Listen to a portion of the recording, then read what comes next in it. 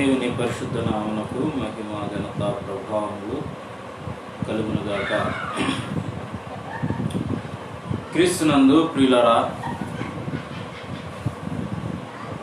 మరొకసారి ఇలాగన మీ మధ్యకు ఈ ఫోన్ ద్వారా లైవ్ ప్రోగ్రాం ద్వారా మరి మీ మధ్యకు రావడానికి, కలుసుకోవడానికి ప్రభు ఇచ్చినటువంటి గొప్ప తరుణాన్ని బట్టి, కృపను బట్టి, సహాయం బట్టి మొదటగా దేవాతి దేవునికి మహిమ ఘనత ప్రభావములు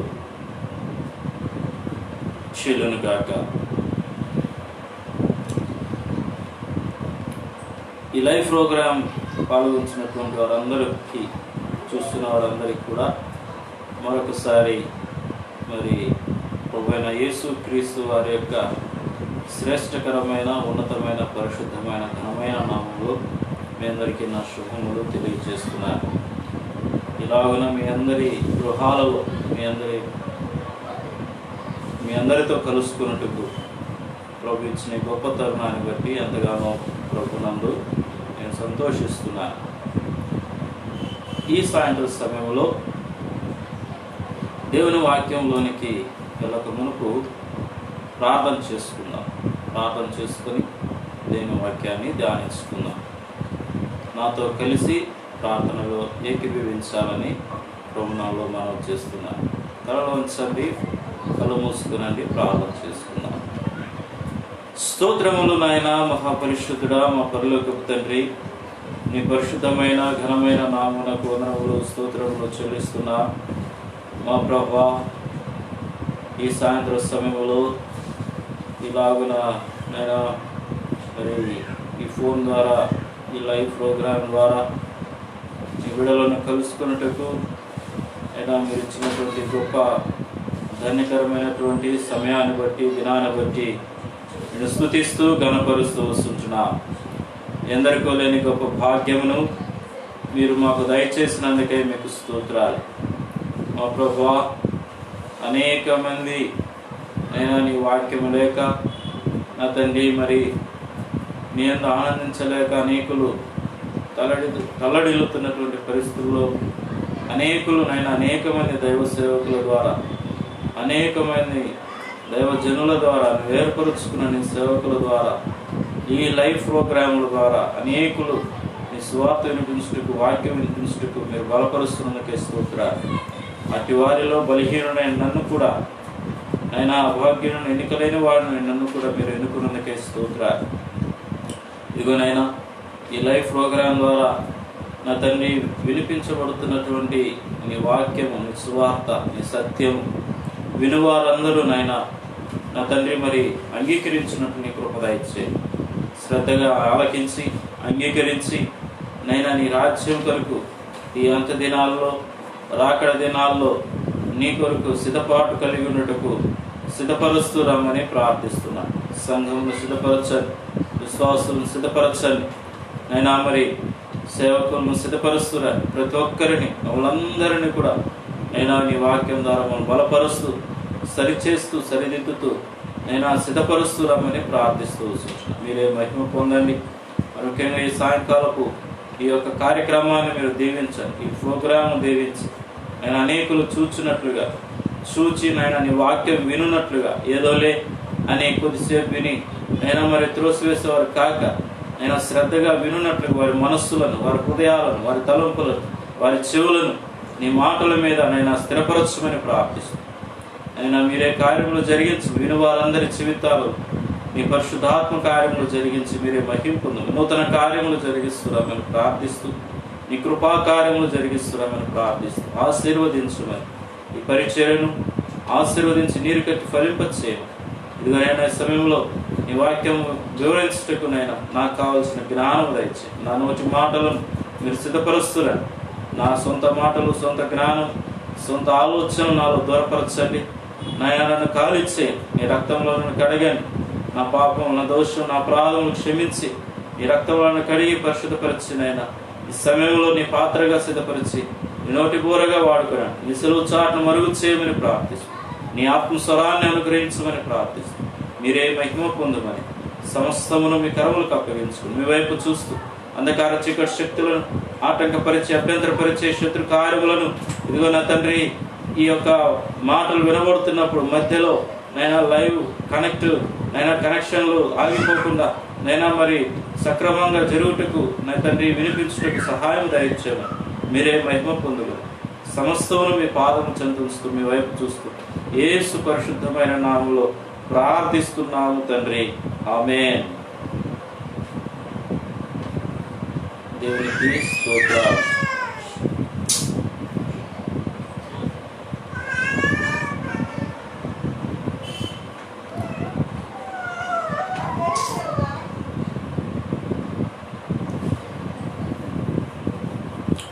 దేవునికి మహిమ కలుగును గాక. క్రీస్తునందు ప్రియులారా, సాయంకాల సమయంలో దేవుని వాక్యములో నుండి కొన్ని మాటలు క్లుప్తంగా మనము ధ్యానించుకుందాం. దేవుని వాక్యములో నుండి ఈ సాయంకాలం ప్రభు మన కొరకు సిద్ధపరిచినటువంటి మాటలను చదువుకుందాం. ఇర్మియా గ్రంథం 14వ అధ్యాయం, ఇర్మియా గ్రంథం 14వ అధ్యాయం 19వ వచనం. ఇర్మియా గ్రంథం 14వ అధ్యాయం 19వ వచనం. బుక్ ఆఫ్ ఇర్మియా చాప్టర్ 14 verse 19 చదువుకుందాం. అందరము బైబిల్ ఉన్న వారందరూ కూడా దయచేసి ఈ లైవ్ చూస్తున్న వారు దయచేసి మీ దగ్గర బైబిల్ ఉన్నట్లయితే మీరు బైబిల్ తెరిచి దేవుని వాక్యాన్ని చూడాలని, నాతో కలిసి చదవాలని, ఏకీభవించాలని ఈ మనవి చేస్తున్నారు. నీవు యోధాను బొత్తిగా విసర్జించితివా? సియోను నీకు అసహ్యమైన, మాకు చికిత్స దొరకకుండానంతగా నీవేళ మమ్మను కొట్టితివి. మేము సమాధానము కొరకు కనిపెట్టుచున్నాము కానీ మేలేది కనబడటలేదు.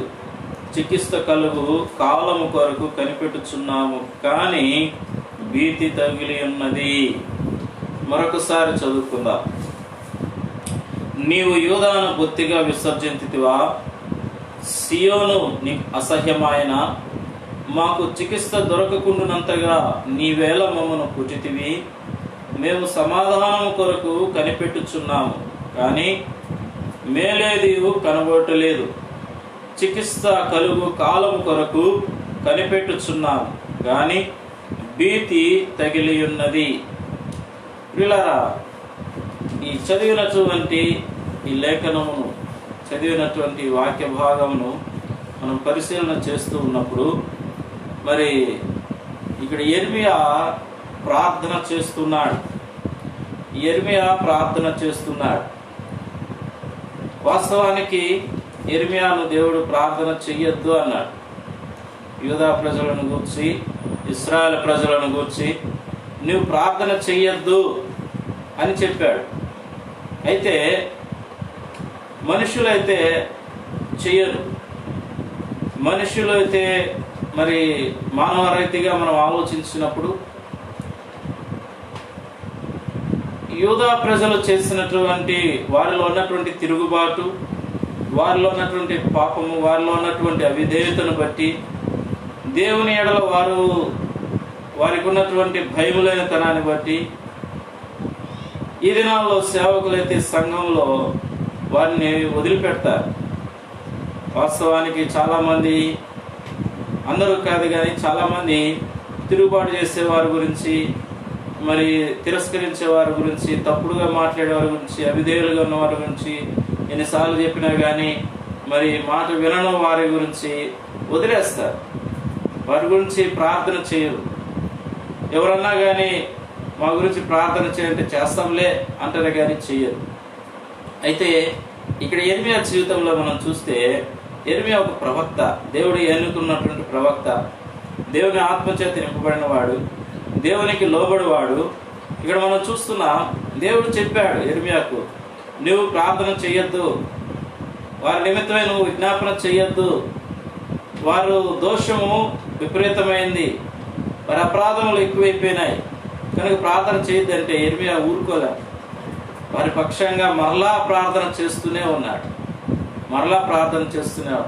వారి యొక్క పాపపు స్థితిని బట్టి, వారి యొక్క పాపపు జీవితమును బట్టి కలిగినటువంటి నష్టం ఏంటి అని మనం ఆలోచన చేస్తే, ఇక్కడ మనం చదువుతున్నాం దేవుని వాక్యంలో, అక్కడ మనం చూసినప్పుడు మాకు చికిత్స దొరకనుండనంతగా మమ్మల్ని కొట్టితివి. ఈ దినాల్లో మనం చూస్తున్నాం, ఈ కరోనా వైరస్ చికిత్స లేనటువంటి వ్యాధి.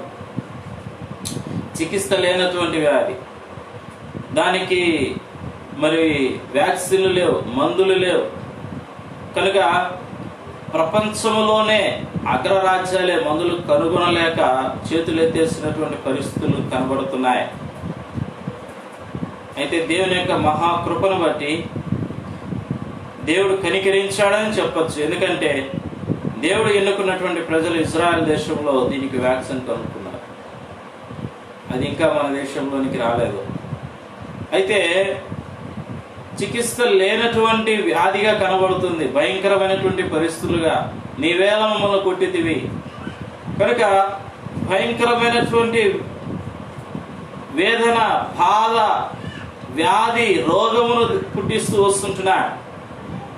కారణం ఏంటంటే, ఆనాడు యూదా ప్రజలలో ఉన్నటువంటి వారి యొక్క అవిధేయత, వారిలో ఉన్నటువంటి పాపం, వారిలో ఉన్నటువంటి తిరస్కార మనస్సు, వారిలో ఉన్నటువంటి భయములెంతనం, వీటిని బట్టి దేవుడు వారిని శిక్షించాడు. ఎలా శిక్షించాడంటే, చికిత్స లేదు, అట్టి మరి భయంకరమైనటువంటి వ్యాధులను, తెగుళ్లను దేవుడు పంపిస్తూ వస్తుంటున్నాడు.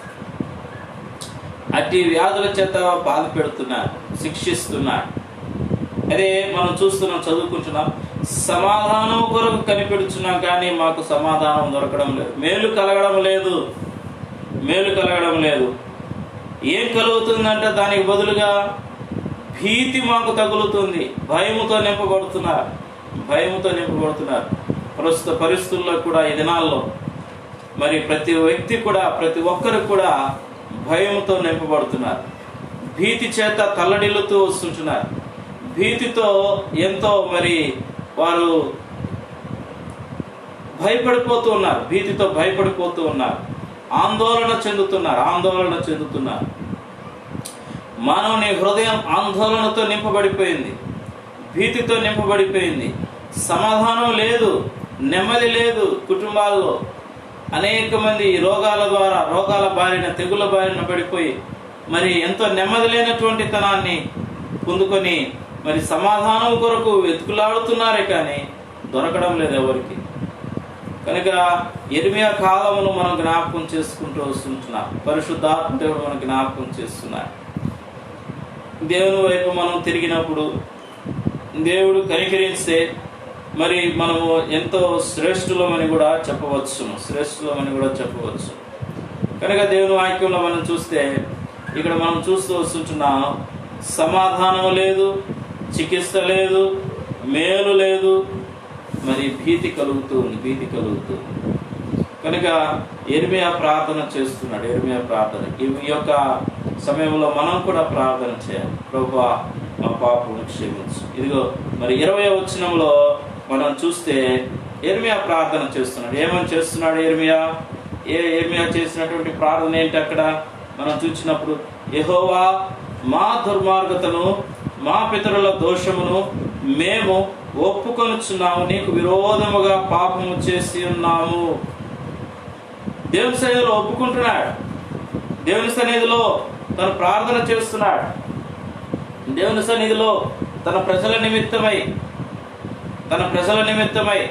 యూదా ప్రజల నిమిత్తమై, దేవుని ప్రజల నిమిత్తమై, దేవుడు ఎన్నుకున్నటువంటి వారి నిమిత్తమై ప్రార్థన చేస్తున్నాడు. ఏమని ప్రార్థన చేస్తున్నాడు మనం చూస్తే మనకు అర్థమవుతుంది.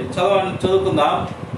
యెహోవా, మా దుర్మార్గత, మా పితరుల దోషమును మేము ఒప్పుకోవాలి. దేవుని సన్నిధిలో మనం ఒప్పుకొని విడిచిపెడితే ధన్యులం. కనుక మన యొక్క దోషములు, మన పితరుల దోషములు దేవుని దృష్టిలో మనం ఒప్పుకోవాలి.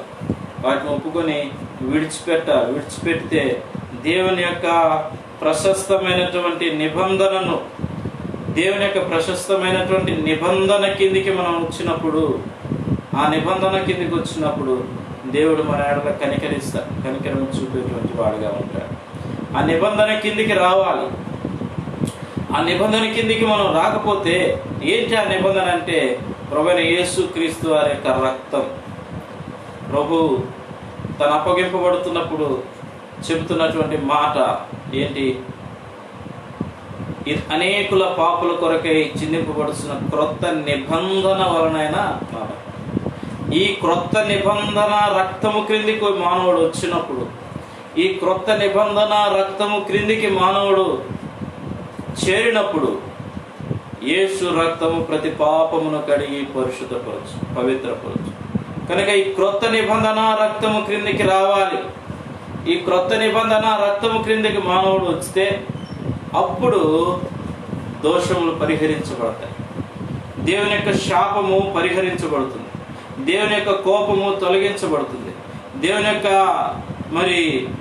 ప్రేమ వెల్లడిపరచబడుతుంది. దేవుని యొక్క ప్రేమ వెల్లడిపరచబడుతుంది. లేకపోతే దేవుని ప్రేమను మనం చూడలేం.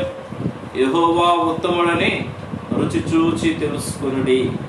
కనుక దేవుని యొక్క ప్రేమను మనం రుచి చూడాలంటే ఆయన రక్తం క్రిందికి రావాలి. ఆయన యొక్క విమోచన క్రయధనం క్రిందికి రావాలి. ఆయన సిలువ చెంతకు రావాలి. అప్పుడే మనము ఒప్పించబడతాం. మన హృదయాలు ఒప్పించబడతాయి. ఆయన రక్తంలో కడగబడతాం. ఆయన మన దోషమును పరిహరిస్తాడు. మన అపరాధమును క్షమిస్తాడు. మన పాపములను క్షమిస్తాడు. ఆయన రక్తంలో కడుగుతాడు, శుద్ధి చేస్తాడు. నూతన మనస్సును, నూతన హృదయమును, నూతన జీవితమును, నూతన తలంపును దేవుడు మనకు దయచేస్తాడు. కనుక దేవుని వాక్యంలో మనం చూస్తే పాపం వలన వచ్చేటువంటి పరిస్థితి ఏంటి మానవునికి మనం చూస్తే దేవుని వాక్యంలో సామెతల గ్రంథంలో రాయబడుతున్న మాట, సామెతల గ్రంథం 6వ అధ్యాయం 33వ వచనంలో మనం చదువుకున్నాం. సామెతల గ్రంథం 6వ అధ్యాయం 33వ వచనం.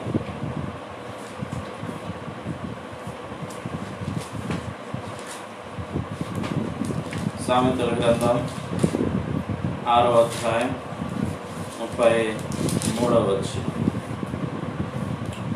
ఇక్కడ మనం చూసినప్పుడు రాయబడుతున్న మాట, వాడు దెబ్బలకును అవమానమునకును పాత్రుడగును, వానికి కలుగు అపకీర్తి ఎన్నటికి తొలగిపోదు.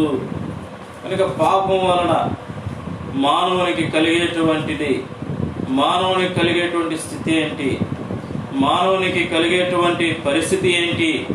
పాపం వలన మనం చూస్తే ఇక్కడ రాయబడుతున్న మాట ఏంటంటే, జ్ఞాని అయినటువంటి సొలొమోను రాస్తూ వస్తుంటున్నాడు, వానికి దెబ్బలకును అవమానం తప్ప ఇంకేం మిగలదు. కనుక అవమానమును దెబ్బలను, అంతేకాదు ఏంటంటే అపకీర్తి, దాని వలన వచ్చేటువంటి అపకీర్తి ఎన్నటికీ పోదు. కనుక మానవునికి కలిగేటువంటి స్థితి పాపం వల్ల. అందుకే సామెతల గ్రంథంలో మనం చూస్తే ఏంటి అవి అని మనం ఆలోచిస్తే, మానవునికి జీవితం ఎలా ఉంది, మానవుడు చేసేటువంటి పాపపు స్థితులు ఏంటి అని మనం ఆలోచన చేస్తే 16వ వచనంలో 17వ వచనంలో మనం రాస్తూ వస్తాడు, యెహోవాకు అసహ్యములైనవి 6 కలవు, 7 ఆయనకు హేయములు. అవేమనగా అహంకార దృష్టియు, కలలాడు నాలుకయు, నిరపరాధులను చంపు చేతులను, దుర్యోచనను యోచించు హృదయమును, కీడు చేటుకు త్వరపడి పరుగులెత్తు పాదములను, లేని వాటిని పొలకు అబద్ధ సాక్షియు, అన్నదములలో జగడమును పుట్టించువాడును. ఈ 7 ఇవి మానవ జీవితంలో మానవునికి అవమానం కలిగించేటువంటి పాపములు. మానవుని స్థితిని దిగజార్చేటువంటి పరిస్థితి ఏంటి అంటే, మానవునిలో ఉండేటువంటివి అహంకార దృష్టి. నెంబర్ 1 అహంకార దృష్టి. 2వది నెంబర్ 2 కళ్ళలాడు నాలుక. 3వది చేతులు. 4వది హృదయం. 5వది పాదములు. 6వది అబద్ధ సాక్ష్యం. 3వది జగడములు పుట్టించేటువంటి జీవితం. కనుక కపట మనస్సు, కనుక ఇవన్నీ కూడా మానవుని జీవితంలో మానవుని దిగజార్చేటువంటివి. అహంకారము, గర్వము. దేవుని వాక్యంలో మనం చూస్తే నాశనమునకు ముందు గర్వము నడుస్తుంది. కనుక నాశనాన్ని, మానవుని యొక్క నాశనము అహంకారం, గర్వముతో నింపబడతాడు. వాని గర్వమే వాని నాశనానికి తీసుకెళ్తుంది. కనుక నాలుక, కళ్ళలాడు నాలుక.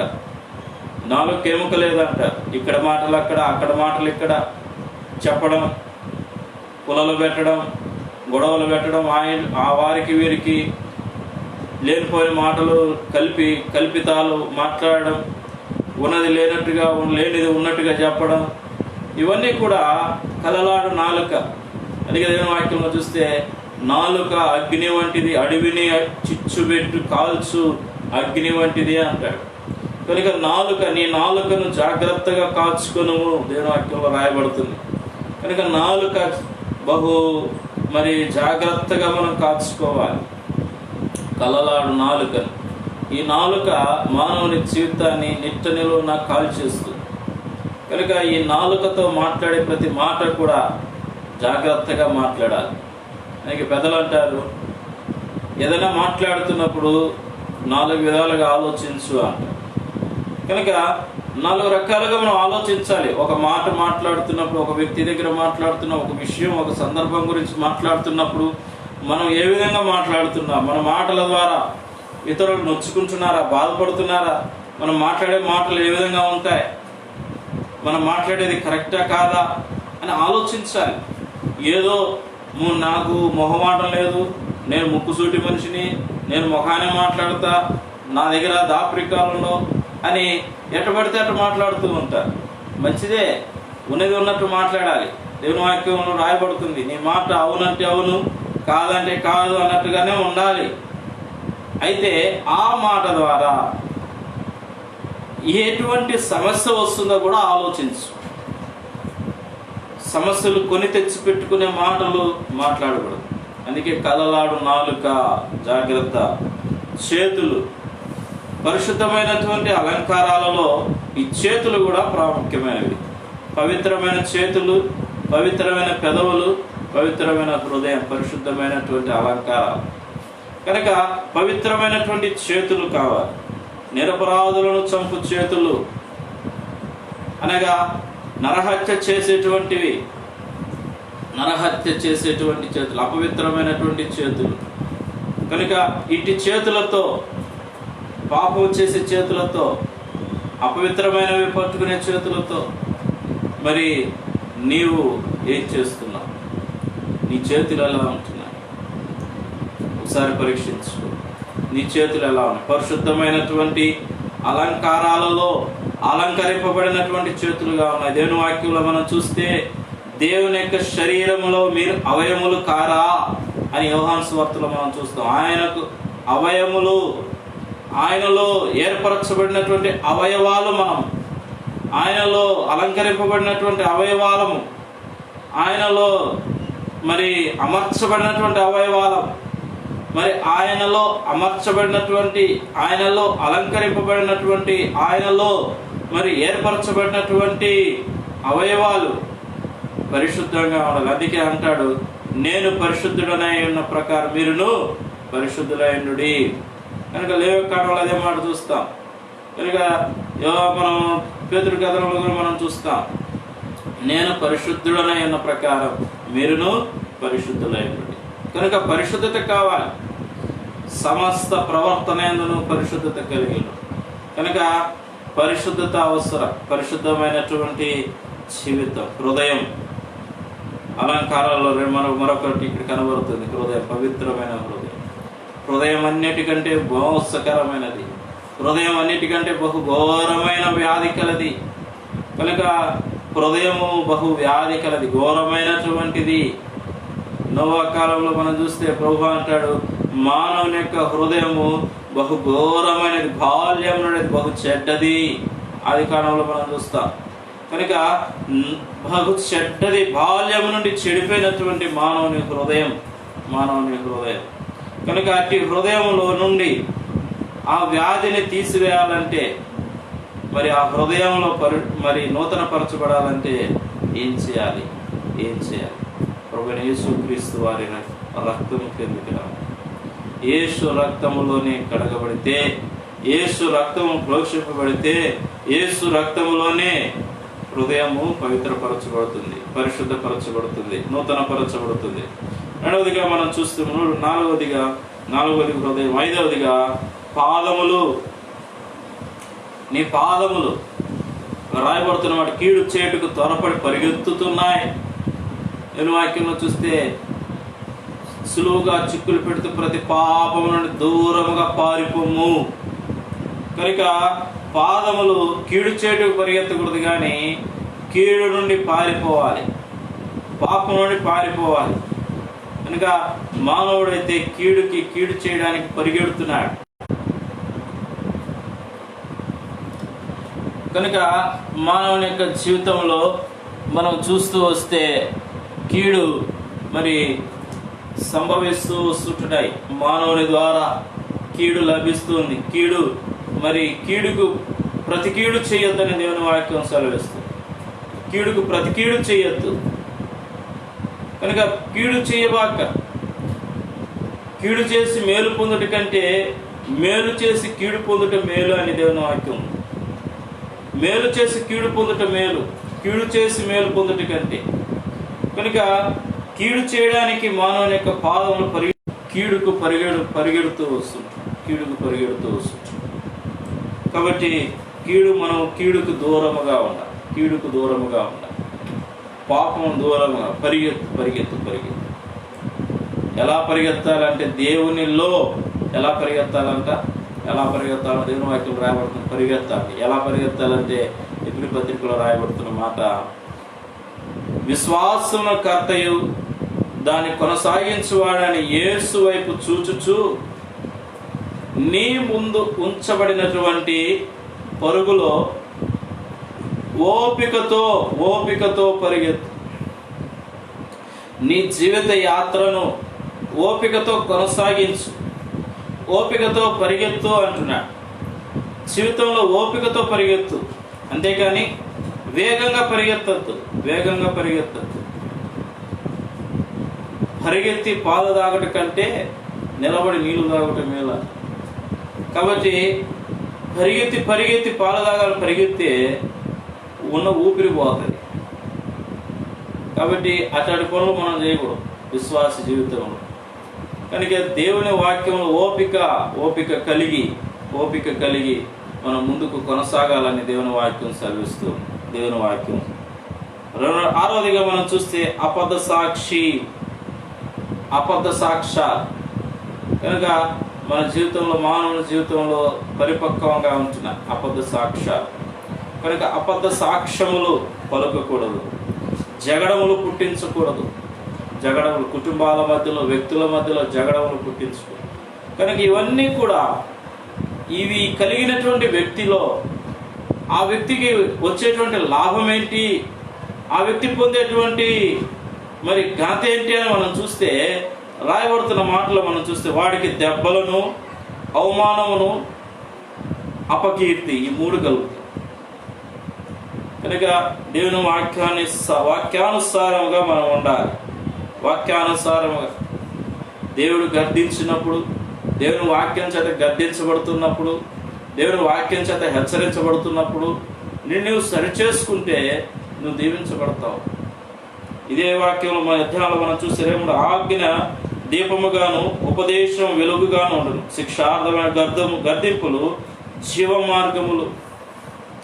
కాబట్టి శిక్షార్థమైనటువంటి గద్దింపులు జీవ మార్గాలు, దేవుని గద్దింపులు మనకు జీవ మార్గాలు. యోబు గ్రంథంలో మనం చూస్తే, యెహోవా గద్దింపునకు లోబడివాడు ధన్యుడు, లోబడిన వానికి శ్రమ. కనుక దేవుడు గద్దించినప్పుడు ఆ గద్దింపునకు లోబడితే వాడు దీవించబడతాడు. ఆ గద్దింపును త్రోసివేస్తే వాడు నెట్టివేయబడతాడు. వీరిని చీకటిలోనికి నెట్టివేయుడి. కనుక వాడి జీవితం చీకటిలోనికి వెళ్ళిపోతుంది, పతనావస్థలోకి వెళ్ళిపోతుంది, తృణీకరించబడతాడు దేవుని దృష్టిలో. కాబట్టి మానవుడు జీవితము ఎలా ఉంటుందంటే, మానవుని యొక్క పాపపు స్థితిని బట్టి వానికి కీడు వానికి మేలు దొరకదు, సమాధానం దొరకదు. అందుకే ఇర్మీయా గ్రంథం మేలు మాకు సమాధానము దొరకడం లేదు, మేలు కలుగుతుందేమో చూస్తే మేలు కలగడం లేదు, కీడే మాకు తగులుతూ ఉంది, బాధ తగులుతూ ఉంది, వేదన తగులుతూ ఉంది.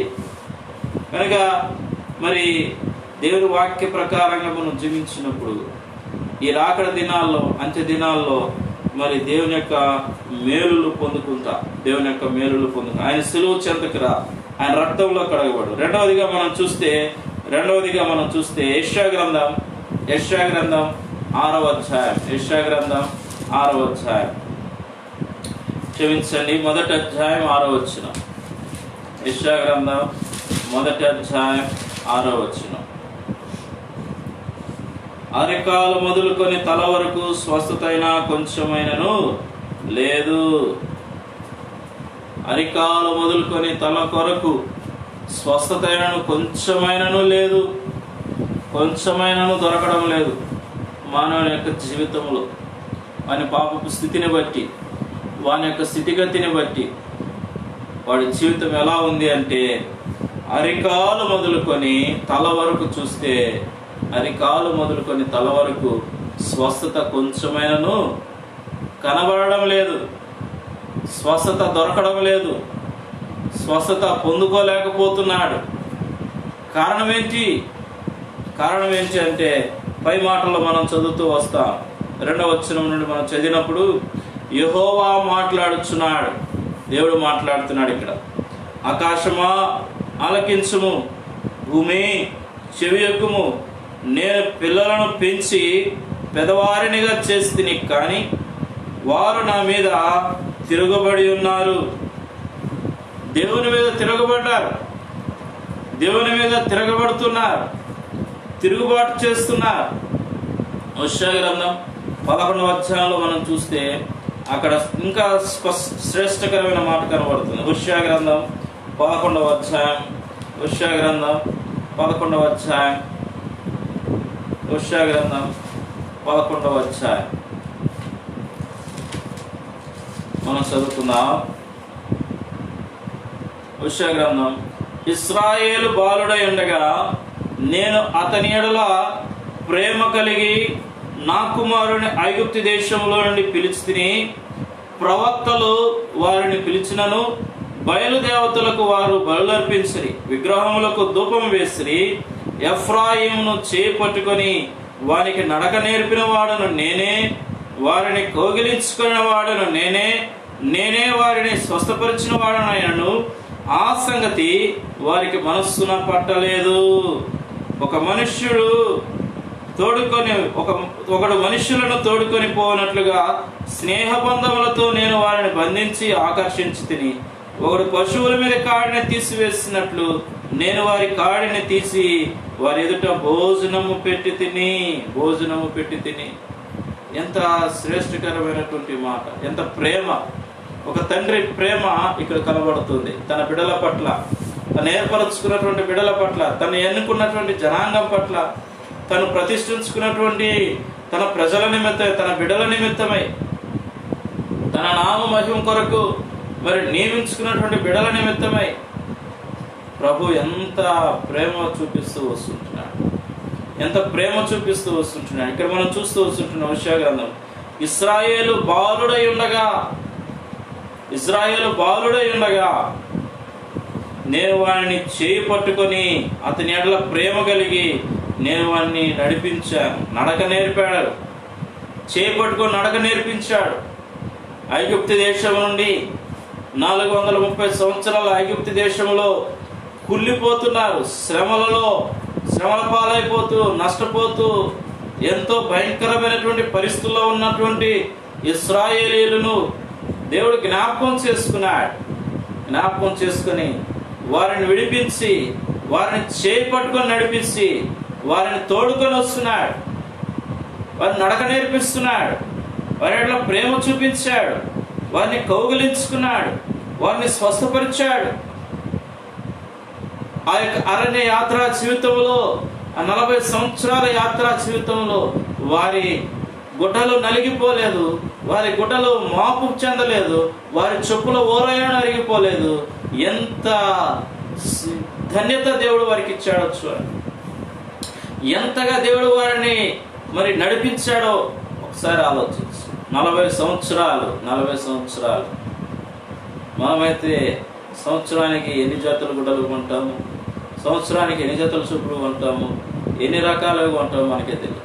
అయితే 40 సంవత్సరాలు దేవుడు వారి గుడ్డ చినిగిపోలేదు, వారి గుడ్డ నలిగిపోలేదు, వారి గుడ్డ పాతగిలేదు, వారి గుడ్డలు మైలు పడలేదు, వారి చెప్పులు అరిగిపోలేదు.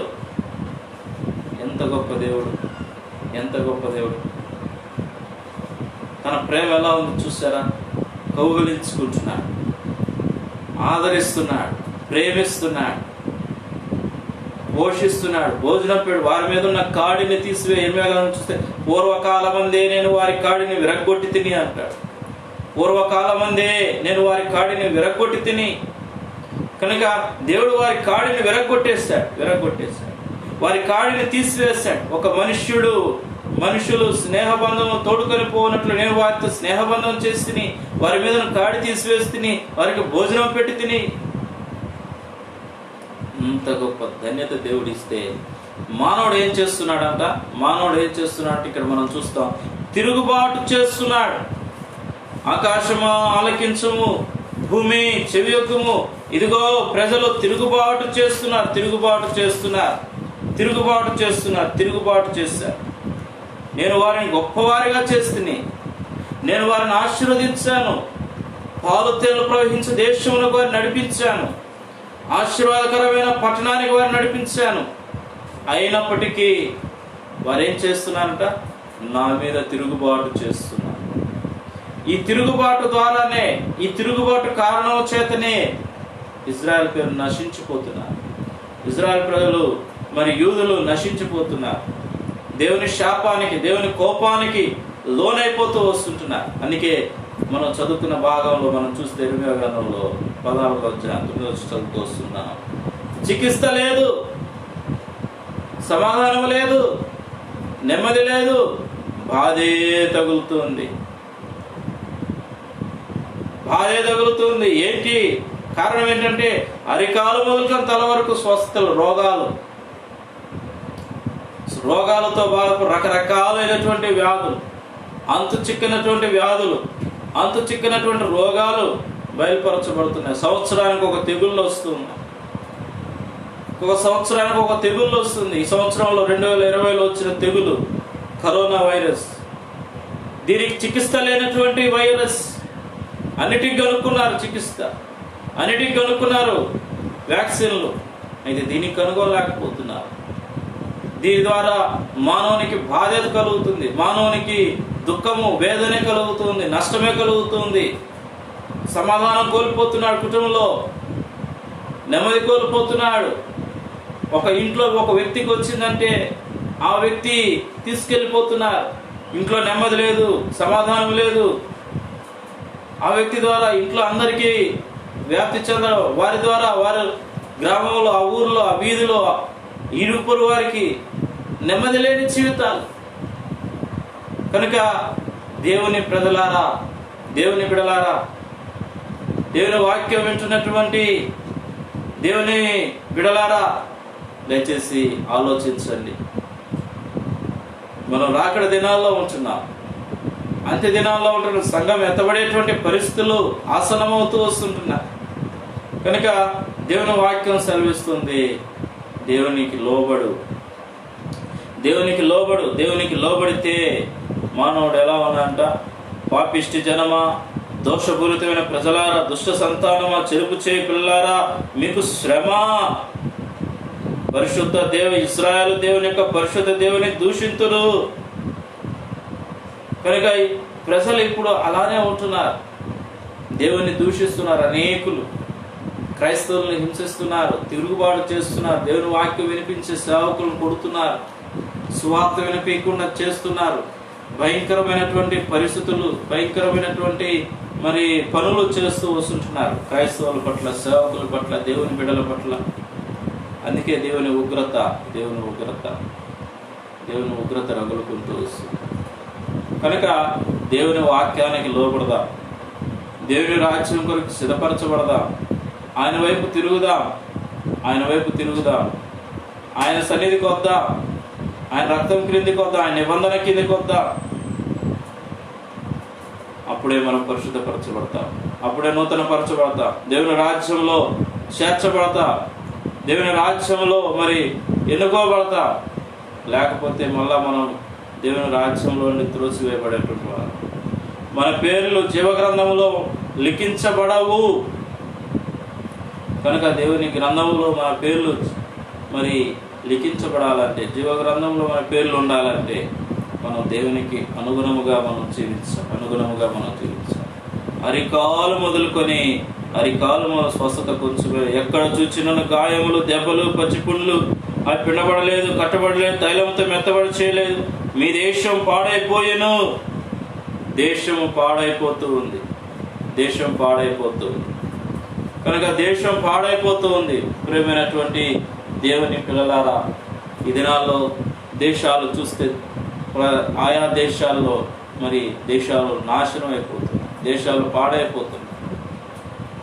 కారణం దేవుని ఉగ్రత, దేవుని కోపం. కనుక దేవుని వైపు తిరిగితే, మనస్సులు మార్చుకొని దేవుని వైపు మనం తిరిగిన ఎడల, మరి దేవుని యొక్క సన్నిధానంలోకి వచ్చిన ఎడల, మన పాపములను ఒప్పుకొని ఎడల, దేవుడు నమ్మదగిన వాడును, మరి ఆయన పిలిచిన వాడు నమ్మదగిన వాడు కనుక మనం క్షమించడానికి సిద్ధముగా ఉంటున్నాడు. మన పాపలు క్షమించడానికి సిద్ధముగా ఉన్నాడు. మన దోషములు క్షమించడానికి, మన అపరాధములు క్షమించడానికి సిద్ధముగా ఉన్నాడు. కనుక మూడవదిగా మనం ఆలోచన చేసినప్పుడు, మనం చూస్తే యెరెమీయా గ్రంథం 30వ అధ్యాయం 13వ వచనం. యెరెమీయా గ్రంథం 30వ అధ్యాయం 13వ వచనం. మనం మూడవదిగా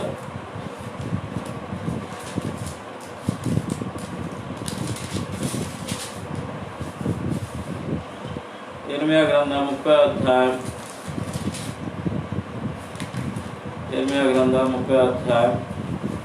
13వ వచనం. నీ పాపం విస్తరింపగా శత్రువును కొట్టినట్లు నీ గొప్ప దోషమును బట్టి నేను నీకు కఠిన శిక్ష వేసి నిన్ను గాయపరిచున్నాను. కాగా నీ పక్షం వ్యాజ్యమాడెవడను లేడు. నీ గాయములు చికిత్స చేయదగిన మందు నీకు లేదు. మూడవదిగా మనం చూస్తాం, దేవుని యొక్క శిక్ష పాపపు స్థితిలో ఉన్నటువంటి వ్యక్తికి, పాపం ద్వారా వచ్చేటువంటి ప్రతిఫలాలు. మానవుని దేవుని మీద దూషించుట ద్వారా, దేవునికి దూరస్తుడవుట ద్వారా, దేవుని తిరస్కరించుట ద్వారా, దేవునికి అవిధేయులుగా జీవించడం ద్వారా, దేవుని యందు భయం లేకుండా జీవించడం ద్వారా మానవునికి కలిగేటువంటిది ఏంటంటే దేవుని యొక్క ఉగ్రతలో దేవుడు చూపించే శిక్ష. ఏమంటున్నాడు ఇక్కడ 13వ వచనం, నీ పాపం విస్తరింపగా శత్రువును కొట్టినాడు, నిన్ను కొట్టి నీ గొప్ప దోషం బట్టి కఠినంగా శిక్షిస్తున్నా, గాయపరుస్తున్నా. దేవుడు గాయపరుస్తున్నాడు. అయితే దేవుడు గాయపరిచాడంటే మానుకుతాడు. అది మానవుడు గ్రహించాలి. మానవుడు గ్రహించలేడు. అనేక మంది క్రైస్తవులు, అనేక మంది విశ్వాసులను మనం చూచినప్పుడు, ఏదైనా బాధ కలిగినప్పుడు, వ్యాధి వచ్చినప్పుడు, రోగం వచ్చినప్పుడు, దుఃఖం వచ్చినప్పుడు, నిట్టూర్పు ఏడుపు వచ్చినప్పుడు, శ్రమ వచ్చినప్పుడు దేవుని దూషిస్తారు, దేవుని మీద తిరుగుబడతారు, ప్రార్థన చేయరు. ఒకవేళ ప్రార్థన చేద్దామంటే ఏం ప్రార్థనలేనా, ఏం ప్రార్థనలే, ఏం మందిరములే. ఆ ప్రార్థనే దేవుడు వింటే, దేవుడే నిజంగా ఉంటే మాకిన్ని కష్టాలా, మాకిన్ని శ్రమలా, మాకెందుకు రావాలి రోగాలు, మా కుటుంబంలో ఎందుకు రావాలి, మా బిడ్డలకి ఎందుకు రావాలి ఈ అవమానాలు, ఈ నిందలు ఎందుకు లేనా? దేవుని తిరస్కరిస్తున్నారు, దేవుని మీద తిరుగుబాటు చేస్తున్నారు. అరే దానికి కారణం ఏంటి? మనమే కదా అని సరి చేసుకోవడం లేదు, సరిదిద్దుకోవడానికి ఇష్టపడడం లేదు, సరిదిద్దుకోవడానికి మనస్సు కలగడం లేదు. కనుక సరిదిద్దుకునేటువంటి జీవితం, సరిదిద్దుకునేటువంటి ఆలోచనలు మానవుని కలిగినప్పుడు ఆ శిక్ష నుండి, ఆ ఉగ్రత నుండి, ఆ కఠినమైనటువంటి శిక్ష నుండి దేవుడు తప్పిస్తాడు. దేవుడు సెలవిస్తున్న మాట, గాయము చేయవాడను నేనే, గాయము కట్టువాడను నేనే. కనుక ఆయన చేతులు గాయపరుస్తాయి, ఆయన చేతులే గాయములు కట్టుతాయి. ఎందుకంటే యెషయా గ్రంథం 53వ అధ్యాయంలో మనం చూస్తే ఆయన పొందిన గాయముల ద్వారా మనకు స్వస్థత కలుగుతూ ఉంది. ఆయన గాయముల ద్వారా మనకు స్వస్థత కలుగుతూ ఉంది.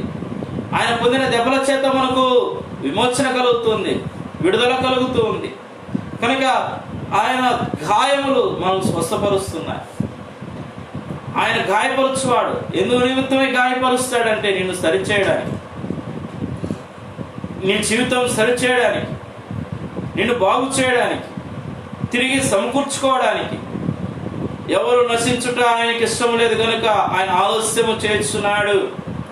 కనుక ఆయన రాకడ ఆలస్యం అవుతుంది. కారణం ఏంటంటే ఎవడు నశించిపోకూడదని, ఎవడు కృషించిపోకూడదు, ఎవడు మరి నాశనం అయిపోకూడదు, ఉగ్రత పాలు కాకూడదని ప్రభు ఆశపడుతూ వస్తుంటున్నాడు. ఆ ఉగ్రతను తప్పించే నిమిత్తమై, ఆ శిక్షణను తప్పించే నిమిత్తమై ఆయనను గాయపరుస్తున్నాడు. ఆ గాయమును మాన్పేవాడు ఆయనే. ఆ గాయమును మాన్పువాడే. ఎప్పుడు మాన్పుతాడు? ఎప్పుడు మాన్పుతాడంటే ఆయన వైపు నువ్వు చూచినప్పుడు. ఆయన వైపు నువ్వు చూచిన 17వ వచనంలో మనం చూస్తే, వారు ఎవరినో లక్ష్య పెట్టిన సీయోనును వెలివేయబడిన నీకు పేరు పెడుతున్నా, అయితే నేను నీకు ఆరోగ్యం కలుగ చేస్తాను, నీ గాయములు మాన్పెదను, ఇదే యెహోవా వాక్కు. దేవునికి మహిమ కలుగును గాక. ప్రియులారా, ప్రభు సెలవిస్తున్న మాట ఏంటంటే పై మాటలో మనం చూస్తున్నాం. దేవుడు అంటున్నాడు, నేనే నిన్ను గాయపరుస్తున్నాను, నేనే నిన్ను శిక్షిస్తున్నాను. ఎలా శిక్షిస్తున్నాడు? కఠినంగా శిక్షిస్తూ వస్తుంటున్నాడు. కింద వచనంలోకి వచ్చే లోపల ఆయన ప్రేమ వెల్లడిపరుస్తూ వస్తుంటున్నాడు. నేనే నీకు ఆరోగ్యం ఇస్తాను, నేనే నీకు గాయములు మాన్పుతాను, ఇది యెహోవా వాక్కు. క్రీడా ఇది నువ్వు విశ్వసించాలి, నమ్మాలి, అంగీకరించాలి. దేవుడు గాయము చేయవాడు ఆయనే, గాయము కట్టువాడు, గాయము మాన్పువాడు ఆయన. అందుకే ఆయన ఎందుకు గాయము చేస్తా అంటే మానవుని యొక్క పాపపు స్థితి నుండి మార్పు తీసుకురావడానికి, సమకూర్చుకోవడానికి, ఆయన సన్నిధానంలోకి నడిపించుకోవడానికి, ఆయన యొక్క పిల్లల జాబితాలోనికి, విశ్వాసుల జాబితాలోనికి, ఆ యొక్క నిన్ను కూడా సమకూర్చుకోవడానికి, నీ పేరు లిఖించడానికి ఆయన నిన్ను కొడుతున్నాడు, గాయపరుస్తున్నాడు. అంతేకాని నువ్వు బాధపడాల్సిన. అందుకే భక్తుడైన దావీదు చక్కటి మాట అంటాడు, శ్రమ పొందుట నాకు మేలాయను, శ్రమ పొందుట నాకు మేలాయను అంటాడు. తన జీవితంలో శ్రమ కలుగుట, గాయము కలుగుట దావీదుకు మేలైంది అంటున్నాడు. ఒకవేళ దావీదు జీవితంలో శ్రమ కలగకపోతే, దావీదు జీవితంలో అవమానం కలగకపోతే, దావీదు జీవితంలో ఆ నింద రాకపోతే, దావీదు జీవితంలో ఆ గాయపడకపోతే, తన హృదయానికి, తన జీవితానికి, తన మనస్సులో గాయం కలగకపోతే దేవునికి హృదయానుసారుడిగా మార్చబడేవాడు కాదు. కనుకనే అంటున్నాడు, నేను దేవునికి హృదయానుసారుడిగా మార్చబట్టే కారణం ఏంటంటే నా జీవితంలో శ్రమలు కలుగుట నాకు మేలయ్యింది. మానవుడు గ్రహించాలి, శ్రమ కలుగుట మేలాయను. శ్రమ కలుగుట మనకు కలిగేటువంటి శ్రమల ద్వారా మనకు మేలు, శ్రమ వెనుక ఒక మేలు ఉందని గుర్తించాలి. అందుకే రోమపత్రికలో మనం చూస్తాం, మేలు కలుగుటకై సమస్తమును సమకూడి జరుగుచు. మేలు కలుగుటకే. దేవుడు గాయపరిచినాడంటే, దేవుడు శ్రమ పెట్టాడంటే, దేవుడు నీ జీవితంలో అవమానం తీసుకొచ్చాడంటే నిన్ను దాని వెనుక ఒక మేలు ఉంది, ఒక ఆశీర్వాదం ఉంది, ఒక దీవెన ఉంది. అది గ్రహించాలి. మానవుడు అది గ్రహించడం లేదు, ఆశీర్వాదం గ్రహించడం లేదు, దాని వెనక వచ్చే దీవెన గ్రహించడం లేదు, దాని వెనక వచ్చే మేలు గ్రహించడం లేదు. కానీ దేవుడు ఎందుకు నాకు పెట్టాడు, దేవుడు ఎందుకు నన్ను ఇలా శిక్షిస్తున్నాడని దేవుని నిందించేవారుగా ఉంటున్నారు. కానీ పరీక్షించుకునే వాళ్ళు లేరు. కారణం ఏంటి? ఈ శ్రమ నా జీవితంలో ఎందుకు వచ్చింది, ఈ గాయం ఎందుకు వచ్చింది, ఈ బాధ ఎందుకు వచ్చింది, అది ఆలోచించలేనటువంటి స్థితిలో మానవుడు ఉంటున్నాడు. ప్రియమైనటువంటి దేవుని బిడ్డలారా, దేవుని సంగమా, ఈ లైవ్ ప్రోగ్రాం చూస్తున్నటువంటి దేవుని పిల్లలారా, ఆలోచించి ఒకసారి జ్ఞాపకం చేసుకో. నీ జీవితంలో గాయం తగిలిందా? నీవు గాయపడ్డావా? నీ మనసు గాయపడిందా? ఒకవేళ దేవుని సేవకుడు వాక్యం చెబుతుంటే నీ మనసు గుచ్చుకొని గాయపడిందా? సంఘంలో విశ్వాసులు గాయపడుతున్నారు. సంఘంలో విశ్వాసులు గాయపడుతున్నారు. సేవకులు చెప్పే మాటలను, సేవకులు చెప్పే వాక్యము ద్వారా విశ్వాసులు ఎంతగానో బాధపడుతున్నారు. చాలామంది సేవకుని వాక్యానికి లోబడడం లేదు. వాక్యము, దేవుని వాక్యం ద్వారా చూపించి హెచ్చరిస్తూ గర్దిస్తూ ఉంటే, గర్దింపులు వినబడుతూ ఉంటే దాన్ని స్వీకరించలేనటువంటి స్థితిలో మానవుడు సంఘాలలో. సేవకుని మీద తిరుగుబాటు, ఈయనకి ఏం పని లేదు, ఈయన నా గురించే చెబుతూ ఉంటాడు, ఈయన ఎప్పుడు ఇంతే, ఏదో ఒకటి అంటూ ఉంటాడు. కనుక ప్రియమైనటువంటి వాళ్ళ, నీ మనసుకు వాక్యం ద్వారా గాయం కలుగుతూ ఉంటే ప్రభు గాయపరుస్తున్నాడు. మనస్సాక్షికి లోబడు. మనస్సాక్షి గద్దింపునకు లోబడువాడు ధనుడు. ఒకవేళ నువ్వు మనస్సాక్షి గద్దింపునకు లోబడకపోతే ఏం జరుగుతుంది తెలుసా? సమయంలో రాయబడుతున్న మాట, మరి తిరుగులాట హఠాత్తుగా నాశనం వచ్చు. మరి తిరుగులాట హఠాత్తుగా నాశనం వస్తుంది. జాగ్రత్త. ఎప్పుడు వస్తుందో తెలియదు, ఎప్పుడు ఏం జరుగుతుందో తెలియదు. రేపేమి సంభవించినో మీరు ఎరుగరు, మరుక్షణం ఏం సంభవించినో మీరు ఎరుగరు. మనము బ్రతికి ఉన్నలా ప్రభు చిత్తమని ఎరిగి, దేవుని వాక్యం రాయబడు, ప్రభు చిత్తమని ఎరిగి, ప్రభు చిత్తమని ఎరిగి యాకోబు పత్రికలో రాస్తాడు. మనం బ్రతికి ఉన్నలా మనం ప్రభు చిత్తమని మనం ఎరగాలి. కేవలం దేవుని కృప. అందుకే అపోస్తలుడైన పౌలు అంటాడు, నేను ఏమైంటున్నానో అది దేవుని కృప. కనుక దేవుని కృప, మనం ఏమైంచున్నామో అది దేవుని కృప. కనుక దేవుని కృపను బట్టి మనము దేవునికి నిజమైనటువంటి విశ్వాసులుగా మనం ఉండాలి. నిజమైనటువంటి విశ్వాసులుగా. అందుకే ఇక్కడ మనం చూస్తూ వస్తుంటున్నాం. మూడవదిగా, దేవుడు గాయపరుస్తూ వస్తుంటున్నాడు. దేవుడు గాయపరుస్తున్నాడు, దేవుడే స్వస్థపరుస్తూ వస్తుంటున్నాడు. నేనేమి గాయము మాన్పుదును, నేనేమి స్వస్థపరుస్తును, ఇది యెహోవా వాక్కు. కనుక దేవుని వాక్కు ఇది, ప్రవహిస్తున్న మాట. ఆయన మాట తప్పని మార్పు చెందినటువంటి దేవుడు. వాగ్దానం చేసిన వాడు నమ్మదగిన వాడు. మనం నమ్మదగిన వారం కానప్పటికీ ఆయన నమ్మదగినటువంటి దేవుడిగా ఉంటూ ఆయన నమ్మకత్వాన్ని రుజువుపరుస్తున్నాడు. ప్రతి వ్యక్తి పట్ల, ఆయన ప్రతి విశ్వాసి పట్ల ఆయన నమ్మకత్వాన్ని రుజువుపరుస్తున్నాడు. అయితే ప్రతి విశ్వాసి కూడా ఏం చేస్తున్నా అంటే, ఈ దినాల్లో దేవుడు నమ్మదగిన వాడు, ఆయన విశ్వాసం చూపిస్తాడు కదా, ఆయన కనికరం గలవాడు, ఆయన ప్రేమ గలవాడు కదా, ఆయన ఇష్టానుసారం జీవిస్తున్నాడు. ఎంతకాలం ఎనిమిది గ్రంథంలో మనం చదువుతూ వస్తుంటున్నాం. చికిత్స లేదు వ్యాధికి. కారణం ఏంటో తెలుసా? ఇశ్రాయేలు ప్రజలు, మాట విననొల్లనటువంటి ప్రజలు. దేవుని వాక్యంలో రాయబడుతున్న మాట విననొల్లనటువంటి ప్రజలకు శ్రమ, లోబడినొల్లని ప్రజలకు శ్రమ. కనుక దేవుడు కూడా చూస్తాడు. లోబడకపోతే, మాట వినకపోతే, నిష్ఠానుసారం జీవిస్తూ ఉంటే శ్రమ. జాగ్రత్త. శ్రమల పాలైపోతావు, విడువబడతావు. కనుక ఐదవదిగా మనం చూద్దాం. ఐదవదిగా సామెతల గ్రంథం 21వ అధ్యాయం. సామెతల గ్రంథం 21:29 వచనం.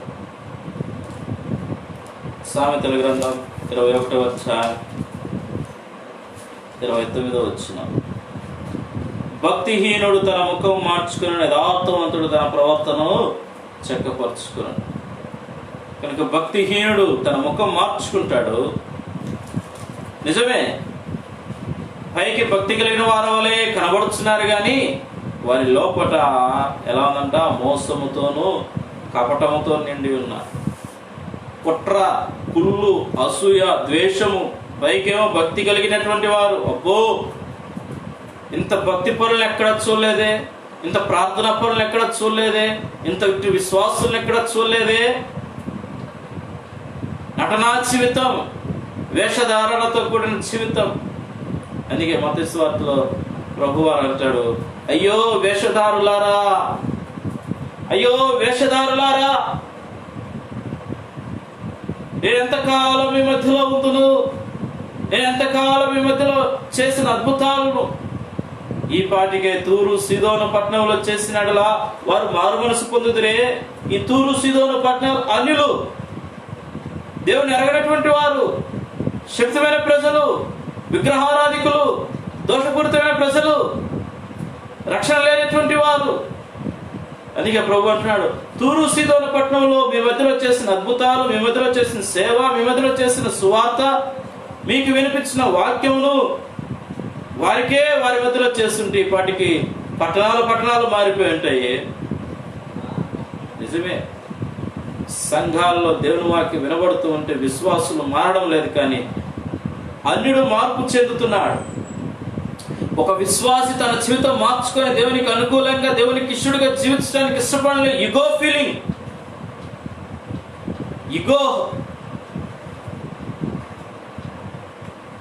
ఇగో ఫీలింగ్ అడ్డొస్తుంది. ఒక అన్యుడు రక్షింపబడితే వాడి జీవితం మారిపోతుంది. నిజంగా వాడి క్రియలు మారిపోతాయి, వాడి ఆలోచనలు మారిపోతాయి, వాడి ప్రవర్తన మారిపోతుంది. పేతురు పత్రికలో రాయబడుతున్న ప్రకారం, నేను పరిశుద్ధుడైన ప్రకారం మీరు పరిశుద్ధులైన సమస్త ప్రవర్తన మేము పితృపారి అనేచారం అడని విడిచిపెడతాడు. అయితే నేను పురాతన క్రైస్తవుని అని చెప్పుకుంటున్న వాడు మాత్రం విడిచిపెట్టాడు.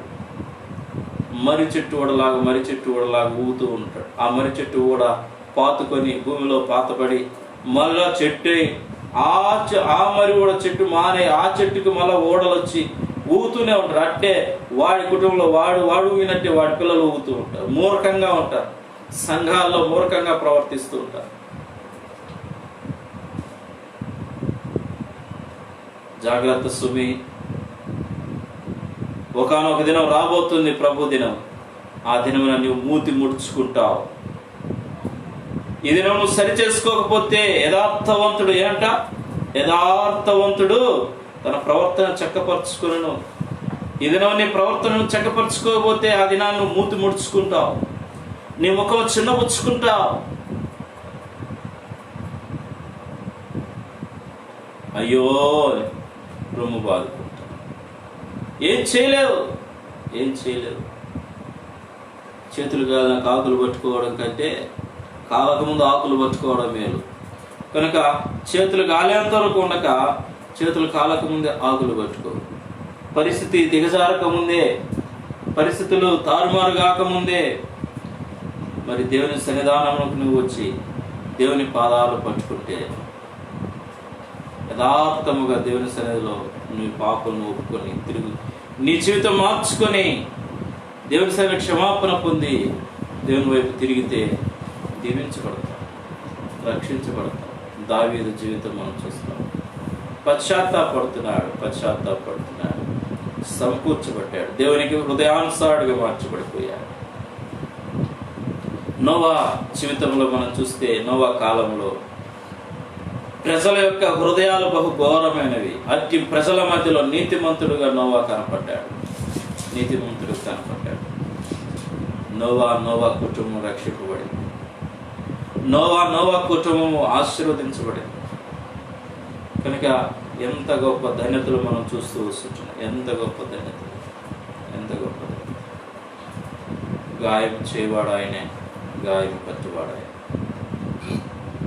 కనుక ఇశ్రాయేలు ప్రజలను గాయపరిచాడు, ఇశ్రాయేలు ప్రజలను కొట్టాడు, ఇశ్రాయేలు ప్రజల మీదకి తెగులు రప్పించాడు, ఇశ్రాయేలు ప్రజల మీదకి రోగాలు రప్పించాడు, ఇశ్రాయేలు ప్రజల మీదకి తన కోపం రగిలించాడు.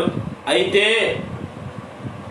వారు మనస్సు త్రిప్పుకున్న నినివే, యోనా గ్రంథంలో మనం చూస్తే నినివే పట్టణం యొక్క దోషము బహు ఘోరమైంది. దేవుని కోపం రగులుకునింది. ఉగ్రత కుమ్మరించబడాలని దేవుడు అగ్నితో కాల్చివేయాలని ఆశపడ్డాడు. అగ్ని చేత పట్టణాన్ని నాశనం చేయాలని ఆశపడ్డాడు. అయితే నినివే పట్టణ ప్రజలు పశ్చాత్తాప హృదయులై దేవుని వైపు తిరిగి వారు చేస్తున్న విజ్ఞాపన, వారు చేస్తున్న ప్రార్థన ద్వారా దేవుడు కనికరించి కృప చూపాడు. తాను చేయదలిచినటువంటి ఆ యొక్క శిక్షను చేయక మానుకొనెను రాయబడుతుంది. కనుక ఆయన మానుకున్నాడు, ఉగ్రత తప్పించాడు, శాపం తీసివేశాడు, తన కనికరం చూపాడు నినివే పట్టణం మీద, తన దయను కుమ్మరించాడు, తిరిగి ఆ ప్రజలను నాశనం చేయక మానుకున్నాడు. వీళ్ళరా, ఈ దినాన్ని కూడా మనం దేవుని సన్నిధికి వస్తే మన జీవితాలు మార్చబడతాయి. దేవుని పాదాల చెంతకు మనం వస్తే మన జీవితాలు మార్చబడతాయి. దేవుని పాదాల చెంతకు మనం వచ్చినప్పుడు మన బ్రతుకులు మార్చబడతాయి, మన ఆలోచనలు మార్చబడతాయి. నిజమైనటువంటి క్షమాపణ, ఒప్పుదల మనం దేవుని సన్నిధిలో అడిగినప్పుడు నిజంగా చెప్పనసక్యమైన మహిమాయుక్తమైన సంతోషంతో దేవుని నింపుతాడు. కనుక దేవుని వాక్యంలో మనం చూస్తే పాపం వలన మానవుడి జీవితానికి వచ్చేటువంటి హీనత ఏంటంటే, ప్రకటన గ్రంథం 13వ అధ్యాయం, ప్రకటన గ్రంథం 13వ అధ్యాయం 13వ వచనం నుండి మనం చదువుకుందాం. ప్రకటన గ్రంథం 13వ అధ్యాయం 13వ వచనం నుండి, అది ఆకాశం భూమికి మనుషుల ఎదుట అగ్ని దిగి వచ్చినట్టుగా గొప్ప సూచనలు చేయుచున్నది. కత్తి దెబ్బ తినియు బ్రతికిన ఈ క్రూర మృగమునకు ప్రతిమను చేయవలనని అది భూనివాసులతో చెప్పుచు ఆ మృగం ఎదుట చేటుకు తనకీయబడిన సూచనలు మన భూనివాసును మోసపుచ్చుచున్నది. మరియు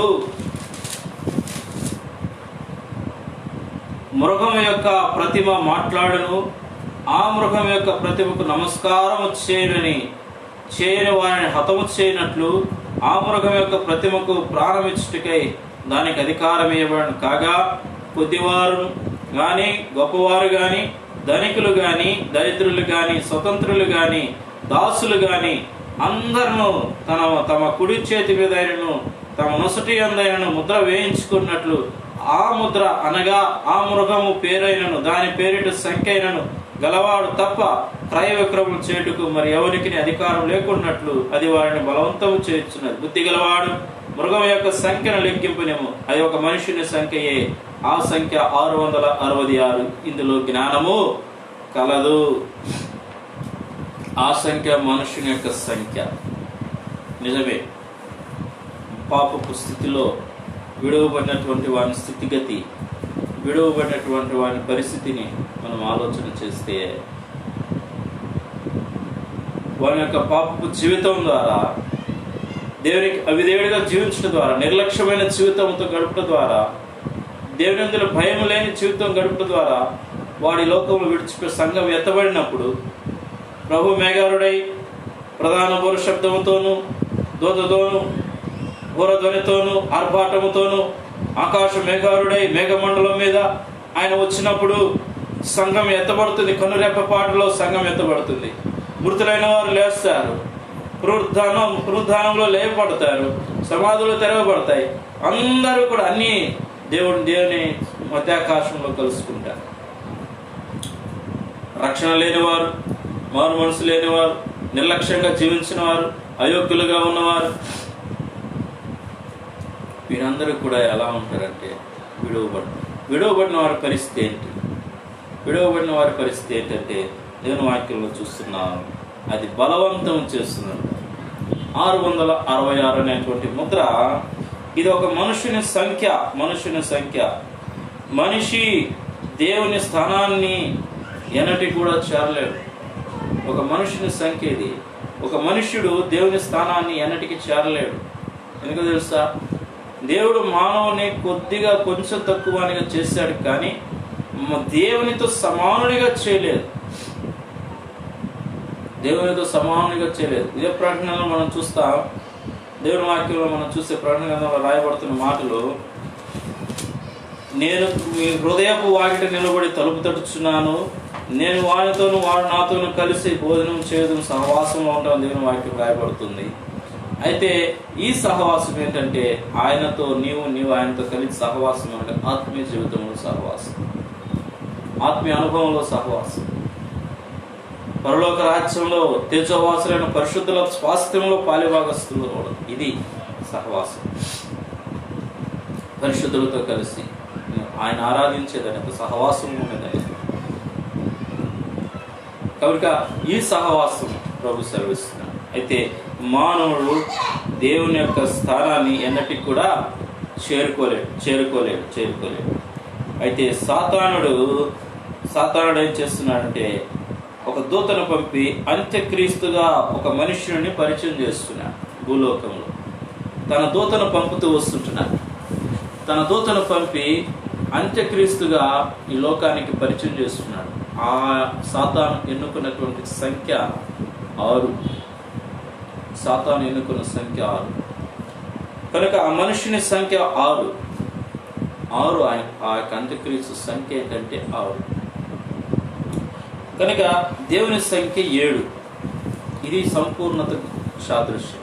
దేవుని సంఖ్య 7 అనేది సంపూర్ణతకు సాదృశ్యం.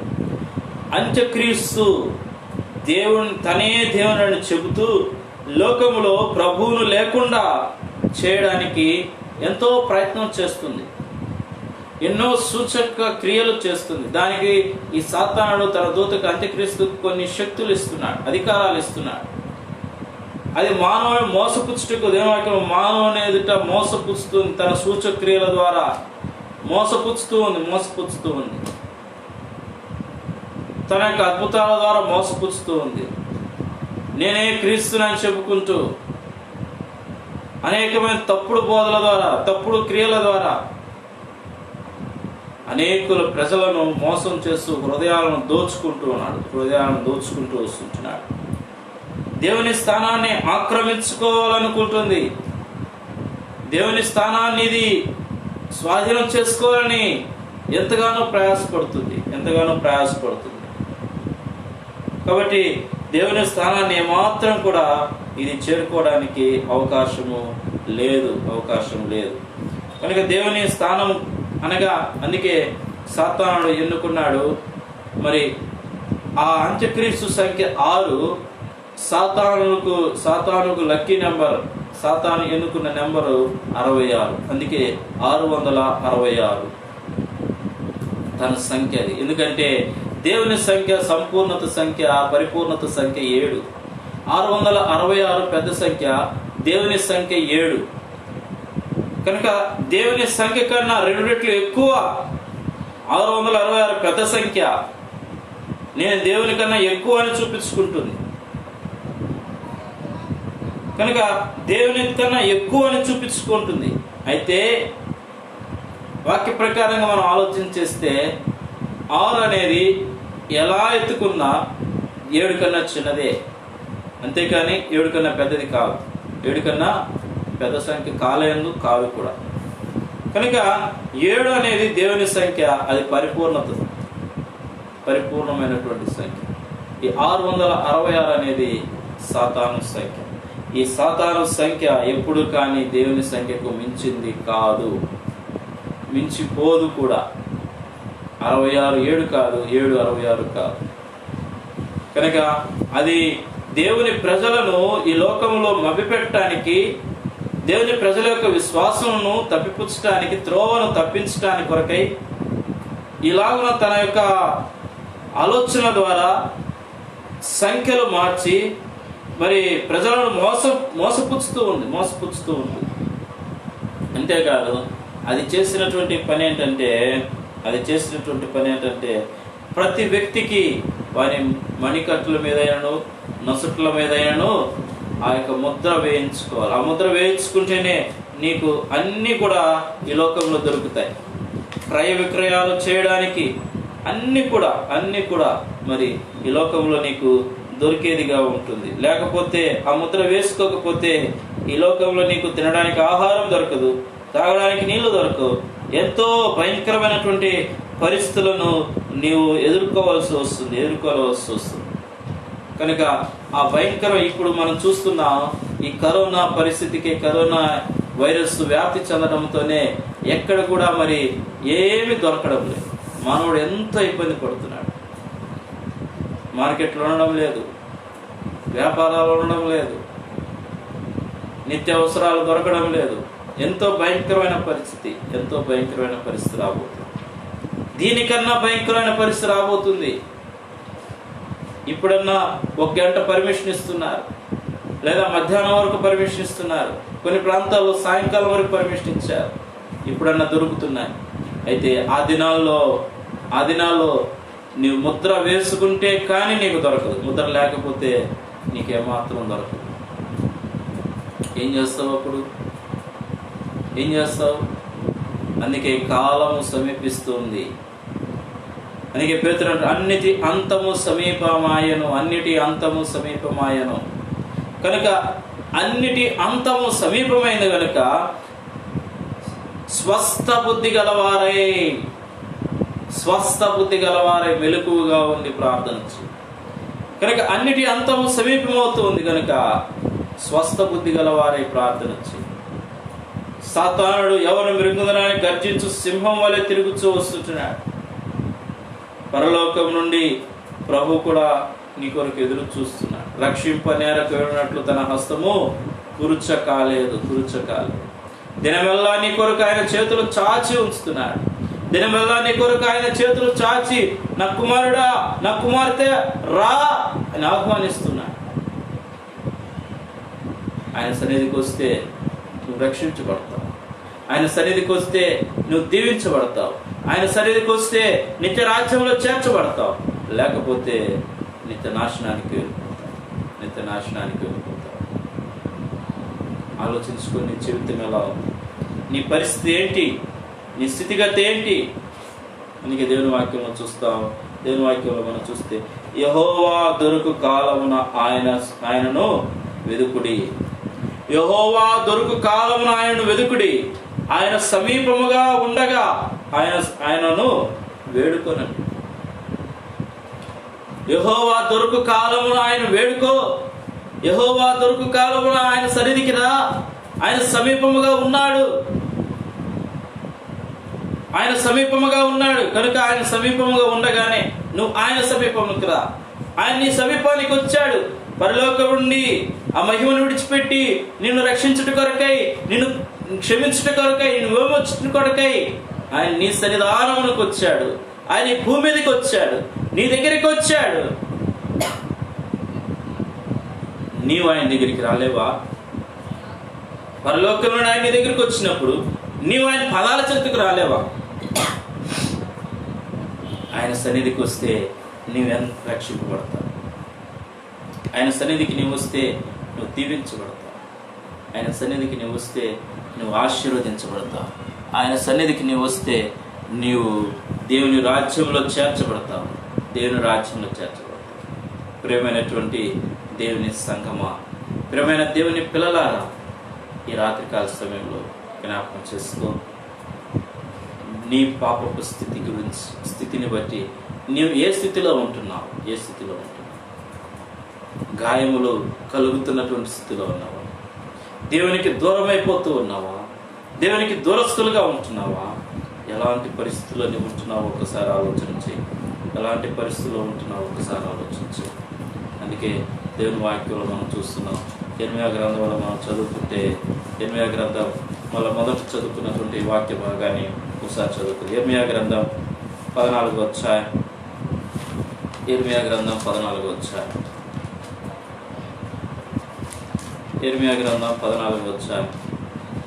19వ వచనం. నీవు యోధాను బొత్తిగా విసర్జించితివా? సియోనికి అసహ్యమైన మాకు చికిత్స దొరకకున్నంతగా నీవేలమనుకుంటివి. మేము సమాధానం కొరకు కనిపెడుతున్నాము, కానీ మేము మేలేది కనపడలేదు. చికిత్స కాలం కొరకు కనిపెడుతున్నాం, కానీ భీతే తగులుతున్నది. కనుక నా ప్రియ సహోదరుడా, సహోదరి, దేవుని బిడ్డలారా,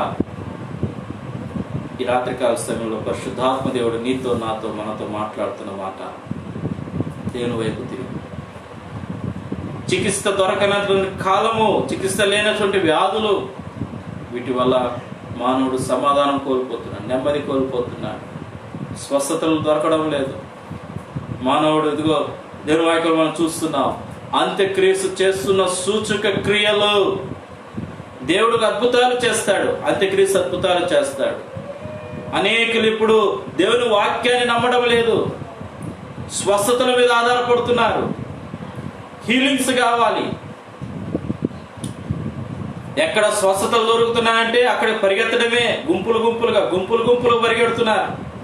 స్వస్థతలు ప్రాముఖ్యం, దేవుని వాక్యం వద్దు. దేవుని వాక్యం స్పష్టంగా దేవుని వాక్యం వినబడుతున్నటువంటి చోట దేవుని ప్రజలు ఉండరు. సంఘాల్లో దేవుని వాక్యం ఉన్నట్టు బోధిస్తున్న సేవకుల మీద తిరుగుబాట్లు, కొట్లాటలు, గొడవలు, అంతేగాని అంగీకరించేవారు లేరు. ఉన్నది ఉన్నట్టు చెప్పకూడదు, లేక జనం కావాలి. గుంపు ఎక్కడైతే ఎక్కువ గుమ్ముడు కూడుతూ ఉంటారో ఆ సంఘాలు పరిగెడుతూ ఉంటారు.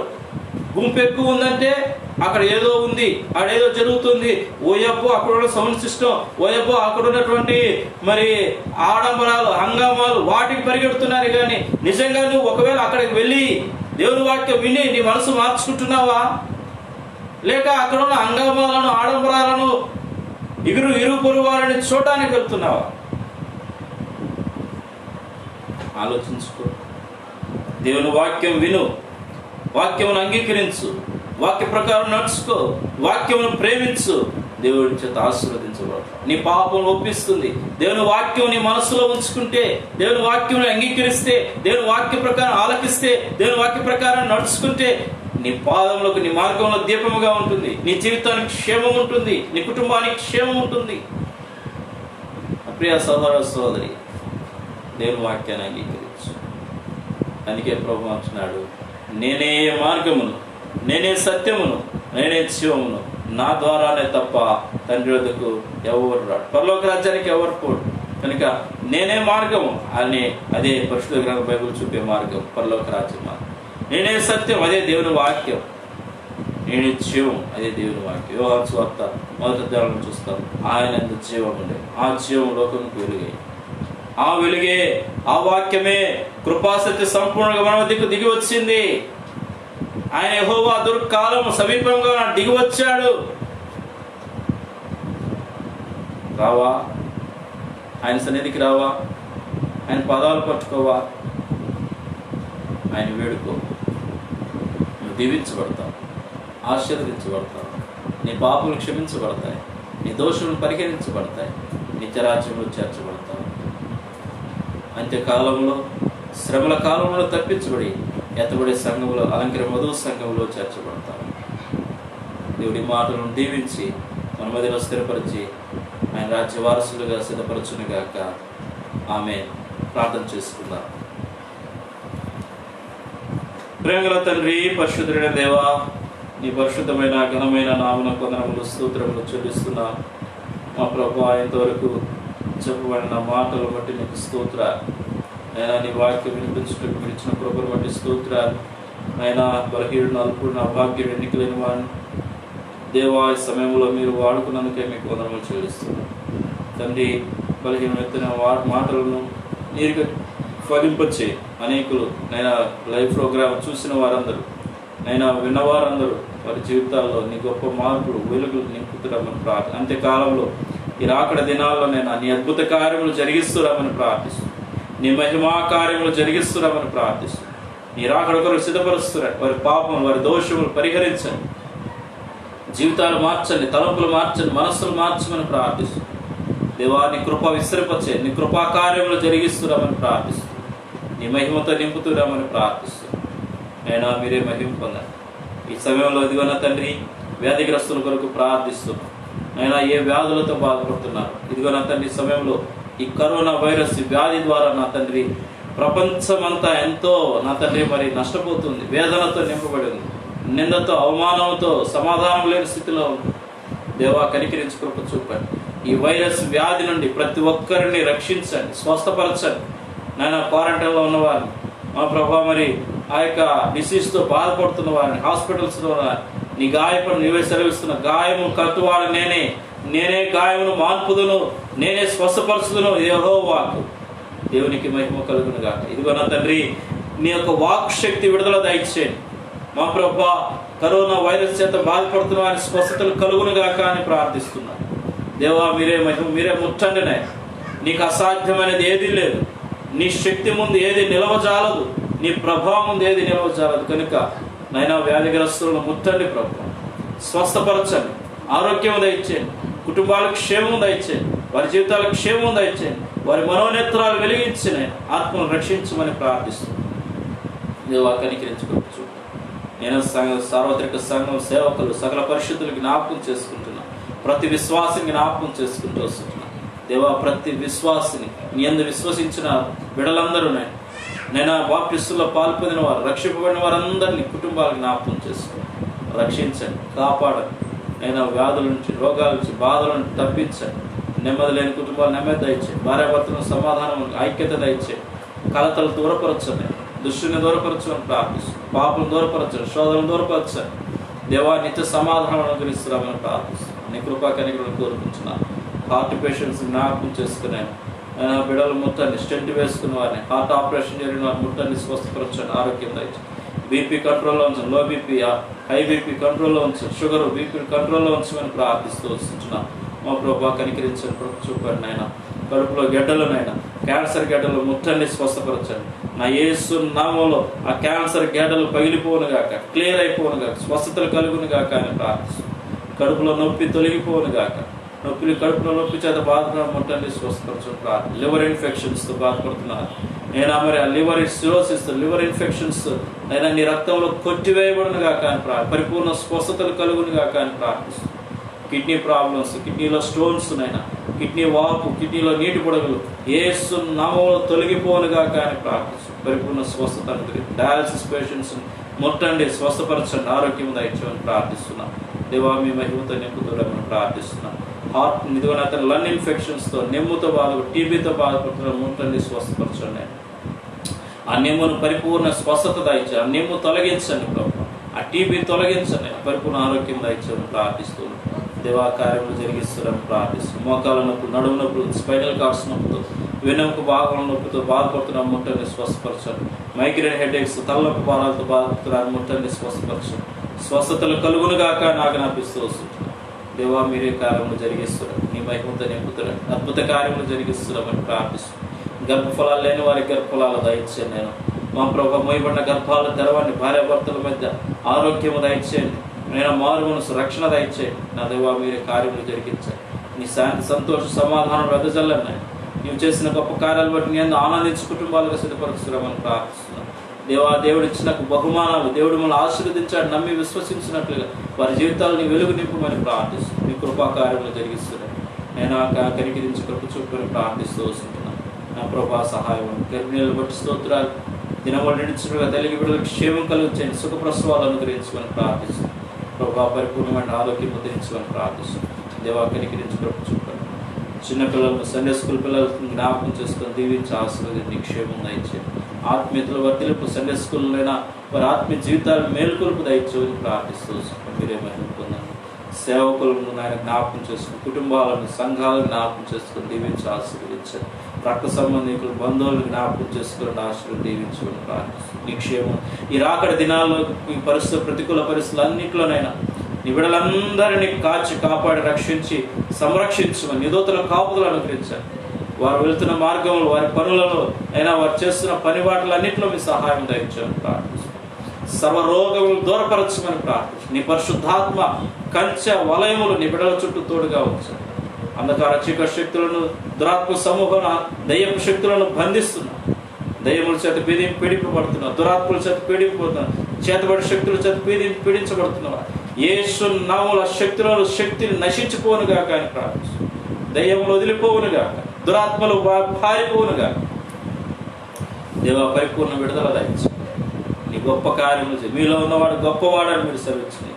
నీ గొప్ప కార్యములు జరిగించి మీరే మహిమ పొందమని ఈ యొక్క లైవ్ ప్రోగ్రామ్ దీవించి ఆశీర్వదించు. చూచిన వారందరినీ, విన్న వారందరినీ మీరు ఆశీర్వదించు. ప్రతి బిడ్డను మీరు జ్ఞాపకం చేసుకొని ప్రార్థిస్తూ ఈ కార్యక్రమం ఇలా జరుగుటకు మీరు ఇచ్చిన కృపను బట్టి నేను స్తుతిస్తూ గణపరుస్తున్నాను. అనుభవం తగ్గించుకుంటూ మా ప్రభుని హెచ్చిస్తూ మీ వైపు చూస్తూ మీ సహాయం, నిత్య సమాధాన కర్తైన తండ్రి మీకు తోడైనడుగా నీ వాగ్దానం అయినా మాతోనూ మాకు తోడుగా నడిపించమని, ఈ ప్రోగ్రాం చూసిన వారందరితో తోడై నడిపించమని ప్రార్థిస్తూ మీరే మహిమ పొందుతారు. యేసు నామములో ప్రార్థించి స్తుతించి అడిగి వేడుకొంచున్నాము తండ్రి. ఆమేన్, ఆమేన్, ఆమేన్. మన తండ్రి దేవుని యొక్క ప్రేమ, కుమారుడు యేసుక్రీస్తు వారి కృప, పరిశుద్ధాత్మ యొక్క అన్యోన్య సహవాసం, ఆదరణ, సన్నిధి, సమాధానం మనకు, మన కుటుంబాలకు, ఈ లైవ్ ప్రోగ్రాం చూసిన ప్రతి వ్యక్తికి, వారి కుటుంబాలకు, వారి బిడ్డలకు, ఆయన రాగడ పర్యంతరం సార్వత్రిక సంఘములకు, సేవకులకు, పరిశుద్ధులకు ఆయన రాగడ పర్యంతరం సదాకాలం తోడయిండి, కాపాడి, ఆశ్రయించి, రక్షించి నడిపించునుగాక. ఆమేన్, ఆమేన్, ఆమేన్. అందరికీ వందనాలు. ఈ లైవ్ ప్రోగ్రాం చూసినటువంటి ప్రతి ఒక్కరికి కూడా ప్రభువైన యేసుక్రీస్తు నామములో నా హృదయపూర్వక వందనాలు తెలియజేసుకుంటున్నాను. నేను ఆత్మీయంగా బలపడ్డాను నమ్ముతూ ప్రభువును స్తుతిస్తున్నాను. దేవుని చిత్తమైతే మరొకసారి ప్రభు కృపను బట్టి ఇలాగున మరి లైవ్ ప్రోగ్రాం ద్వారా కలుసుకున్నట్టుకు పరిశుద్ధాత్మ దేవుడు సహాయం చేయనుగాక. ప్రార్థన, మా గురించి ప్రార్థన చేయండి, ఈ పరిచర్య గురించి ప్రార్థన చేయండి. మీ అందరి కొరకు కూడా మేము ప్రార్థన చేసుకుంటాం. దేవుడు మిమ్మల్ని దీవించి ఆశీర్వదించునుగాక. ఆమేన్. God bless you.